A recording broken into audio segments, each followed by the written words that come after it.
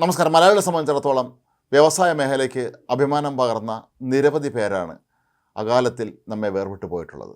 അതിലെ ഒടുവിലത്തെ കണ്ണിയാണ് കഴിഞ്ഞ ദിവസം മരിച്ച content group chairman doctor CJ Roy. വളരെ സാധാരണ നിലയിൽ നിന്ന് വളരെ കുറഞ്ഞ സമയം കൊണ്ട് തന്നെ അദ്ദേഹത്തിന് വലിയ വ്യവസായിയായി മാറാൻ കഴിഞ്ഞിരുന്നു. എല്ലാ കാലത്തും സത്യസന്ധതയും അതുപോലെ വിശ്വാസ്യതയുമായിരുന്നു കോൺഫിഡൻറ്റ് ഗ്രൂപ്പിൻ്റെ ഏറ്റവും വലിയ കൈമുതലായിരുന്നത്. അദ്ദേഹത്തിൻ്റെ പേരിൽ യാതൊരു തരത്തിലുമുള്ള ക്രിമിനൽ കേസുകളോ തട്ടിപ്പ് കേസുകളോ ഒന്നും തന്നെ ഉണ്ടായിരുന്നില്ല എന്ന് മാത്രമല്ല, നമ്മുടെ നാട്ടിലെ ഈ ഒരുപാട് ആളുകൾക്ക് സഹായം നൽകുന്ന കാര്യത്തിലൊക്കെ തന്നെ, ആരെയും അറിയിക്കാതെ സഹായം നൽകുന്ന കാര്യത്തിലൊക്കെ തന്നെ അദ്ദേഹം വളരെ വ്യാപൃതനായിരുന്നു എന്നാണ് മനസ്സിലാക്കാൻ കഴിയുന്നത്. എന്നിട്ടും എന്തുകൊണ്ടാണ് അദ്ദേഹം ജീവനൊടുക്കിയത്? ഇൻകം ടാക്സ് റെയ്ഡുമായി ബന്ധപ്പെട്ട് എന്താണ് ഉണ്ടായത് എന്നുള്ള കാര്യങ്ങളൊക്കെ തന്നെ ഒരുപക്ഷെ കുറേ നാൾ കഴിയുമ്പോഴായിരിക്കും പുറത്തു വരിക. കർണാടക സർക്കാർ ഇപ്പോൾ അന്വേഷണം നടത്തുന്നുണ്ട്. ഇത് സംബന്ധിച്ച് ഏതായാലും വിശദമായ അന്വേഷണം നടക്കും എന്നുള്ള കാര്യം ഉറപ്പാണ്. നമുക്ക് പഴയൊരു ചരിത്രം പരിശോധിക്കുമ്പോൾ എത്ര പ്രഗത്ഭരായ മലയാളി വ്യവസായികളാണ് അകാലത്തിൽ നമ്മെ വിട്ടുപോയിട്ടുള്ളത്. ഇതിൽ നമ്മൾ ആദ്യം ഓർക്കേണ്ടുന്നൊരു പേര് രാജൻപിള്ളയുടേത് തന്നെയാണ്. കൊല്ലത്തെ പ്രശസ്തമായ KJP ഗ്രൂപ്പിൽ ഉൾപ്പെട്ട K ജനാർദ്ദനൻ പിള്ള എന്ന പ്രഗത്ഭനായ കശുവണ്ടി കയറ്റുമതി വ്യാപാരിയുടെ, കൊല്ലത്തെ K ജനാർദ്ദനൻ പിള്ള എന്ന പ്രഗത്ഭനായ കശുവണ്ടി വ്യവസായിയുടെ മകനായിരുന്ന രാജൻപിള്ള ആഗോള തലത്തിൽ തന്നെ ശ്രദ്ധിക്കുന്ന രീതിയിലേക്ക് അദ്ദേഹം വളരുകയായിരുന്നു. ബ്രിട്ടാനിയ എന്ന മൾട്ടിനാഷണൽ കമ്പനിയുടെ അധിപനായി മാറാൻ അദ്ദേഹത്തിന് വളരെ ചുരുങ്ങിയ കാലം മാത്രമാണ് വേണ്ടിയിരുന്നത്. പക്ഷേ ഒടുവിൽ അദ്ദേഹവും അകാലത്തിൽ നമ്മളെ വിട്ടു പോവുകയായിരുന്നു. രാജൻപിള്ളയുമായി ബന്ധപ്പെട്ട് ചില സാമ്പത്തിക കേസുകളുണ്ടായിരുന്നു. അദ്ദേഹം സിംഗപ്പൂരിലാണ് താമസിച്ചിരുന്നത്. അവിടെ ചില കേസുകളുണ്ടായിരുന്നു. അതുമായി ബന്ധപ്പെട്ട് അദ്ദേഹം നാട്ടിലെത്തിയിരുന്നു, കേരളത്തിൽ വന്നിരുന്നു. അവിടെ നിന്നാണ് അദ്ദേഹം ഡൽഹിക്ക് പോയത്. ഇതുമായി ബന്ധപ്പെട്ട കേസും മറ്റും കൈകാര്യം ചെയ്തതിനായി. പക്ഷേ ഡൽഹിയിൽ വെച്ച് അദ്ദേഹം പോലീസിൻ്റെ പിടിയിലാവുകയും തീഹാർ ജയിലിൽ വെച്ച് വളരെ ദുരൂഹമായ സാഹചര്യങ്ങളിൽ അദ്ദേഹം കൊല്ലപ്പെടുകയുമാണ് ചെയ്തത്. അദ്ദേഹത്തിന് ജയിലിൽ വെച്ച് ഭീകരമായ തോതിലുള്ള മർദ്ദനം വയ്ക്കേണ്ടി വന്നിരുന്നു എന്നൊക്കെ കേട്ടിട്ടുണ്ട്. എന്തായാലും ഇന്നും ഒരു ദുരൂഹതയായി അവശേഷിക്കുകയാണ് രാജൻപിള്ള എന്ന, ഒരുപക്ഷെ മലയാളികളിൽ ആദ്യമായി ഇത്രയും അന്താരാഷ്ട്ര തലത്തിൽ അറിയപ്പെടുന്ന ഒരു വ്യവസായി ഉണ്ടോ എന്ന് തന്നെ സംശയമാണ്. അത്രയും പ്രഗത്ഭമായ നിലയിൽ നിന്നാണ് തീഹാർ ജയിലിലെ വളരെ മോശപ്പെട്ട സാഹചര്യങ്ങളിൽ അദ്ദേഹം മരിക്കുന്നത്. അതുപോലെ മറ്റൊരു പ്രമുഖനായ മലയാളിയായിരുന്നു തഖിയുദ്ദീൻ വാഹിദ്. ഇന്ത്യയിൽ ആദ്യമായി ഒരുപക്ഷെ സ്വകാര്യ വ്യോമയാന കമ്പനി ആരംഭിച്ച മലയാളി, തിരുവനന്തപുരം ജില്ലയിലെ ഇടവ സ്വദേശി ആയ തഖിയുദ്ദീൻ വാഹിദ് ഈസ്റ്റ് വെസ്റ്റ് എയർലൈൻസ് എന്ന ഇന്ത്യയിലെ ആദ്യത്തെ സ്വകാര്യ വിമാന കമ്പനി സ്ഥാപിക്കുകയായിരുന്നു.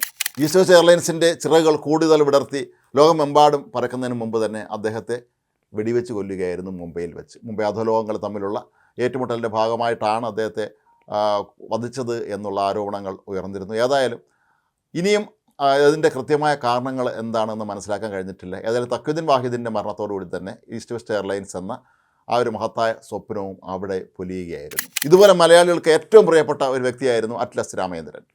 അറ്റ്ലസ് രാമേന്ദ്രൻ നമുക്കറിയാം, ജനകോടികളുടെ വിശ്വസ്ത സ്ഥാപനം എന്ന ആ ഒരു മുദ്രാവാക്യവുമായി അദ്ദേഹം പരസ്യങ്ങളിൽ സജീവമായിരുന്നു.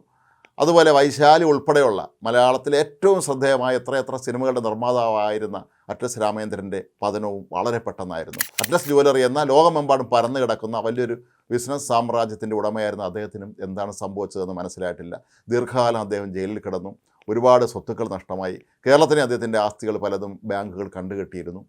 ഒടുവിൽ അദ്ദേഹം ജയിൽ മോചിതനായി വീട്ടിൽ വിശ്രമിക്കുന്ന സമയത്താണ്, അതായത് രാജ്യം വിട്ടു പോകാൻ അദ്ദേഹത്തിന് കഴിഞ്ഞിരുന്നില്ല. UAE തന്നെ അദ്ദേഹം വീട്ടുതടങ്കൽ എന്നുള്ളതുപോലെ കഴിയേണ്ടി വന്ന ഒരവസ്ഥയാണ് ഉണ്ടായിരുന്നത്. അദ്ദേഹത്തിന് ഇന്ത്യയിലേക്ക് വരാൻ കഴിഞ്ഞിരുന്നില്ല. അങ്ങനെ ദുബായിൽ വെച്ചായിരുന്നു അദ്ദേഹത്തിൻ്റെ അന്ത്യവും ഉണ്ടായത്. ഇപ്പോഴും നമുക്ക് മനസ്സിലായിട്ടില്ല അറ്റ്ലസ് രാമേന്ദ്രൻ്റെ വ്യവസായത്തിൽ എന്താണ് സംഭവിച്ചതെന്ന്. അറ്റ്ലസ് രാമേന്ദ്രനെ സംബന്ധിച്ചിടത്തോളം അദ്ദേഹം അങ്ങേറ്റം ഒരു വിശ്വാസ്യതയുള്ള ഒരു വ്യവസായി തന്നെയായിരുന്നു. അത് സിനിമയിലാണെങ്കിലും മറ്റു മേഖലകളിലെല്ലാം തന്നെ താൻ കൈവച്ചിടത്ത് ഒക്കെ തന്നെ ആർക്കും അദ്ദേഹം പൈസ കൊടുക്കാനുണ്ടായിരുന്നില്ല. എല്ലാവർക്കും കൃത്യമായി അവർക്ക് അർഹിക്കുന്നതിൽ കൂടുതൽ പ്രതിഫലം നൽകുന്ന വ്യക്തിയായിരുന്നു എന്നാണ് സിനിമാ രംഗത്തെ പലരും പോലും പിൽക്കാലത്ത് പറഞ്ഞിരുന്നത്. ജനകോടികളുടെ വിശ്വസ്ത സ്ഥാപനം എന്നുള്ള പേര് തന്നെ അദ്ദേഹം നിർദ്ദേശിച്ചതാണ്. അവിടെ നിന്നുണ്ടായ അദ്ദേഹത്തിൻ്റെ ഈ താഴത്തേക്കുള്ള വീഴ്ച എങ്ങനെ സംഭവിച്ചു എന്നുള്ളത് ഇപ്പോഴും വ്യക്തമല്ല. പക്ഷേ അതിൻ്റെ പിന്നിലും ഒരുപക്ഷെ ദുബായ് പക, അല്ലെങ്കിൽ ദുബായിലോ അവിടുത്തെയുള്ള ഏതെങ്കിലും വ്യവസായികൾ തമ്മിലുള്ള തർക്കത്തിലാണോ അദ്ദേഹത്തിൻ്റെ ഇതൊക്കെ സംഭവിച്ചത് എന്നുള്ള കാര്യം ഇനിയും വ്യക്തമല്ല. ഇതുപോലെ മറ്റൊരു പ്രമുഖനാണ് കപ്പൽ ജോയി എന്നെല്ലാവരും ഓമന പേര് വിളിച്ചിരുന്ന ജോയ് അറയ്ക്കൽ. വയനാട് സ്വദേശിയാണ്. കേരളത്തിലെ ഏറ്റവും വലിയ വീട് വെച്ചത് അദ്ദേഹമായിരുന്നു. 45,000 സ്ക്വയർ ഫീറ്റ് വിസ്തൃതിയുള്ള കേരളത്തിലെ ഒരുപക്ഷെ ഏറ്റവും വലിയ കൊട്ടാരം പോലത്തെ ഒരു വീടിൻ്റെ ഉടമയൊക്കെ ആയിരുന്നു അദ്ദേഹം. ഗൾഫ് രാജ്യങ്ങളിലെ ഇന്നോവ ഗ്രൂപ്പ് ഓഫ് കമ്പനീസിൻ്റെ ഉടമയായിരുന്നു. ഒടുവിൽ ദുരൂഹ സാഹചര്യങ്ങളിൽ 2020 അദ്ദേഹം ദുബായിലെ ഒരു 14 നില കെട്ടിടത്തിൻ്റെ മുകളിൽ നിന്ന് താഴേക്ക് ചാടി മരിക്കുകയായിരുന്നു. ജോയിയുടെ മരണവും ശരിക്കും പറഞ്ഞാൽ മലയാളികളെ, പ്രത്യേകിച്ച് പ്രവാസികളെയൊക്കെ തന്നെ ഏറെ അമ്പരപ്പിച്ചിരുന്നു. കാരണം എല്ലാവരോടും വളരെ സൗമ്യമായി പെരുമാറിയിരുന്ന നല്ല രീതിയിൽ ബിസിനസ് നടത്തിയിരുന്ന വലിയ ഷിപ്പിംഗ് കമ്പനി ഉടമയൊക്കെയായിരുന്ന ഒരു വ്യക്തിക്ക് എങ്ങനെയാണ് ഇത്തരത്തിലുള്ളൊരു സാമ്പത്തിക തകർച്ച ഉണ്ടായത്? അതും ഒരുപക്ഷെ അവിടെയുള്ള ഏതെങ്കിലും കിടമത്സരത്തിൻ്റെ ഇരയായി മാറുകയായിരുന്നു ജോയി തുടങ്ങിയ ചോദ്യങ്ങളൊക്കെ അന്ന് ഉയർന്നിരുന്നുവെങ്കിലും പിന്നീട് അതേക്കുറിച്ചും നമ്മളൊന്നും തന്നെ കേട്ടിരുന്നില്ല. ഈ പ്രമുഖരായ മലയാളി വ്യവസായികളുടെയൊക്കെ തന്നെ അകാല മരണത്തിന് പിന്നിലുള്ള രഹസ്യം എന്താണ് എന്നുള്ള കാര്യം ഇനിയും ആർക്കും മനസ്സിലാക്കാൻ കഴിഞ്ഞിട്ടില്ല. കാരണം പിന്നീട് ഇത് സംബന്ധിച്ച അന്വേഷണങ്ങൾ പലപ്പോഴും നടന്നിരുന്നുവെങ്കിലും അതിനൊക്കെ എന്ത് സംഭവിച്ചു എന്ന് ആരും ഇനിയും അറിഞ്ഞിട്ടുമില്ല. ഏതായാലും ഡോക്ടർ CJ റോയിയുടെ ഈ അകാലത്തിലുള്ള വിയോഗം മലയാളികളെ ശരിക്കും അമ്പരപ്പിച്ചിരിക്കുകയാണ്. കാരണം മലയാളത്തിൽ അദ്ദേഹം നിരവധി സിനിമകൾ നിർമ്മിച്ചിട്ടുണ്ട്.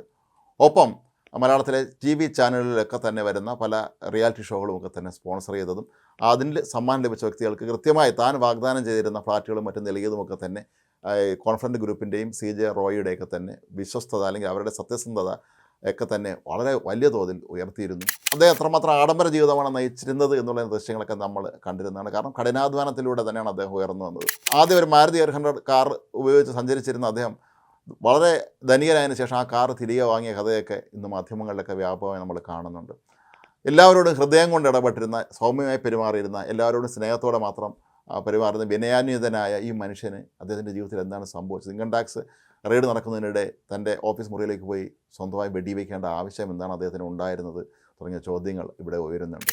ഒരുപക്ഷെ നാളെ ഇതിനൊക്കെ തന്നെ ഉത്തരം ലഭിച്ചേക്കാം. ലോകമെമ്പാടും പേര് കേൾപ്പിച്ച ഈ മലയാളികൾക്കെല്ലാം എന്താണ് സംഭവിച്ചത് എന്നുള്ളതിനെക്കുറിച്ചുള്ള ഒരുപാട് വിശദാംശങ്ങൾ ഇനിയും എത്താനുണ്ട്. ഒരുപക്ഷെ കാലം നാളെ ഇതൊക്കെ സംബന്ധിച്ച കാര്യങ്ങൾ പുറത്തു കൊണ്ടുവരിക തന്നെ ചെയ്യും എന്ന് വേണം നമ്മൾ വിശ്വസിക്കാൻ.